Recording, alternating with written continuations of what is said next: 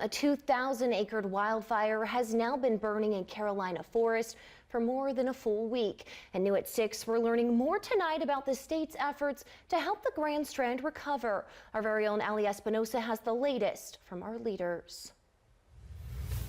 Lieutenant Governor Pamela Evette and other state leaders spent their Saturday meeting with first responders and residents here in Horry County, assessing wildfire damage and expressing their gratitude. Is that the people of South Carolina are resilient and they're kind, and we work together. Lieutenant Governor Evette is sharing her appreciation to state and local first responders who are still working to put out wildfires for the 8th day in a row. It is a miracle that we have had no loss of life, no loss of property, and that's not by chance. Her visit follows Senator Lindsey Graham and Congressman Russell Fry, who also praised first responders on Friday. Horry County Fire Rescue says they're making progress and are happy with the containment they're seeing on the lines, with the South Carolina Forestry Commission reporting a 55% containment as of Saturday morning.